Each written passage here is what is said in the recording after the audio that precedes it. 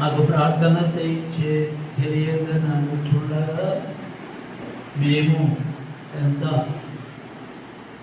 మహిమ కలిగిన దేవుడా, కృప కలిగిన తండ్రి మా మధ్యకు వచ్చారని మా స్తోత్రముల మీద ఇప్పటికే ప్రార్థనల ద్వారా దేవా నాయన ఆకాశము నా సింహాసనం, భూమి నా పాదపీఠం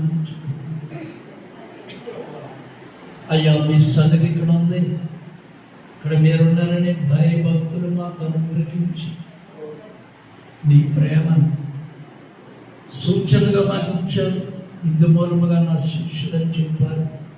విశ్వవ్యాప్తంగా ఉన్నటువంటి పెళ్లి కుమార్తె దేవాని కుమారుడు కుమార్తెలు ఎక్కడున్న ఏ సంఘమైన ఏ సమావేశమైన లోకమంతా కూడా ప్రార్థనలలో దేవా క్రైస్తవులు ఉంటుండగా బయట కీర్తనలు కొట్టుచున్నటువంటి వారికి కలువింపు కలుగు చేయగలరు. విచారించగల జరుగుతుంది.